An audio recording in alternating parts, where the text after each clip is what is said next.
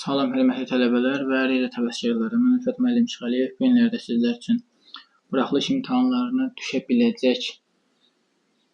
düşmə ehtimalı olan sualların tiplərinin izahlarını verəcəm və bu günləri artıq biz 5-ci hissə videosunu çəkirik. Düşünürəm ki, sizlər üçün xeyirli və faydalıdır. Birinci sualımız çox sadədir. Təbii ki, uşaqlar, mən bu sual tiplərini əvvəlki illərdə düşən suallar əsasında sizə təqdim edirəm. Baxıram ki, məsələn, əvvəlki illərdə 2018-də, 2019-da, 2023-də bu kimi suallar düşüb və o tip sualları sizlər üçün izah eləməyə çalışıram. Və zaten bu ildə elə həmin tip suallar düşəcək. Əsas məsələ sizlərin videoları izləyib, oradan həll yollarını öyrənib bəhrələnməyinizdir. Birinci sual tipini belə izah eləyək ki, uşaqlar, məsələn, deyir ki, 20-də 9 kəsirini, adi kəsirini faizlə ifadə elə. Uşaqlar, bu kəsiri faizlə ifadə eləmək çox rahat məsələdir. Faizlə ifadə eləmək nə deməkdir? Bunu 100%-ə vurmaq deməkdir. 100%-ə vuranda nə olacaq? 9 vururuq 100-ə. 9 vur 100 sürətdə 20 düşür məxrəcə. Buradan nə alırıq? Buradan alırıq 9 vurulsun 5. Yəni verir nə? Verir 45. Cavab olacaq nə qədər? Cavab olacaq 45 nə? 45 faiz olacaq cavab. İndi bundan sonra gəlirik nəyə? Gəlirik ikinci sualın izahına. İkinci sualda belə deyir ki, bərabəryanlı üçbucağın tərəfləri 9 və 19 cm olarsa onun perimetrini tap. Deyir, bərabəryanlı üçbucağın tərəfi 9 və 19 olarsa bunun perimetrini tap. Bu uşaqlar, sual biraz iki başlı sualdır. Yəni necə? Sən düşünə bilərsən ki, bərabəryanlı üçbucaqda olsun nə? Bunlar olsun da belə 9, 9, 19 və yaxud da düşünə bilərsən belə olsun. 19, 19, 9. Gələk bunu müəyyən eləsən. Hansı ola bilər? Görsən ki, verərsən ki, variantlarda da hər ikisi cavab var perimetri tapanda. Məsələ nədir? Sən bilməlisən ki, üçbucağın iki tərəfinin cəmi üçüncü tərəfdən nədir? Mütləq şəkildə böyükdür. Belə bir üçbucaq bərabərçiliyimiz var bizim. Üçbucaq dərsində zəifiniz varsa, keçib videolarsa baxa bilərsiniz.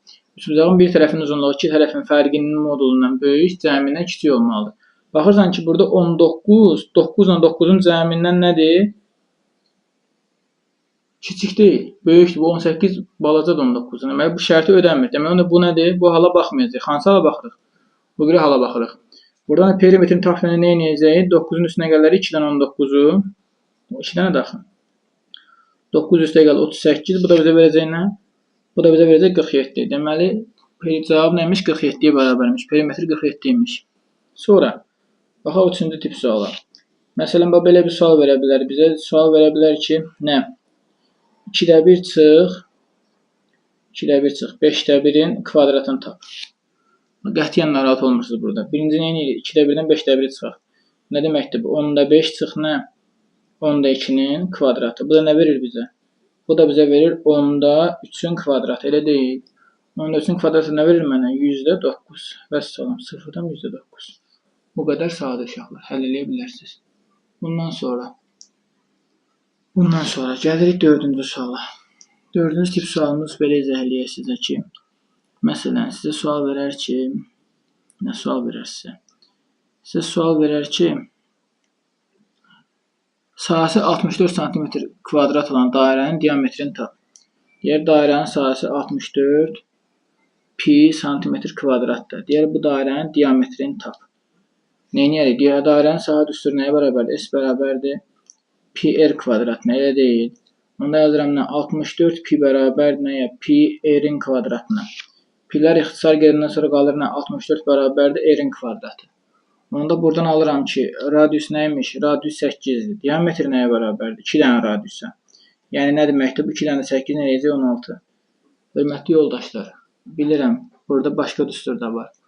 Radiusun yerinə deməli d bölü 2 qoyub pi-d kvadrat bölü 4 düstur da var. Sadəcə mən bu üsulla yazmağı daha rahat bilirəm və uşaqların daha tez öyrənməsinə görə bu üsuldan istifadə edirəm hər zaman. Bundan sonra sizə bir dənə də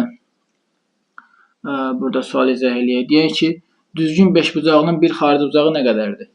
Düzgün beşbucaqlının bir xarici bucağı. Uşaqlar, biz bilirik ki, bir xarici bucaq üçün nəyə bərabərdir? 360 bölü n-ə bərabərdir. Çünki bütün xarici bucaqların cəmi nə qədər? 360-dır. Düzgün beşbucaqlı deyirsə, onda beta nəyə bərabər olar uşaqlar? 360 bölü 5. 360-da 5-ə böləndə 1. Deməli 16-nı 5-ə böləndə 3, yox, bir dəqiqə. 36-nın içində 5, 7 dəfə, o 72. Cavab edir 72. Aydın oldu mu bizə?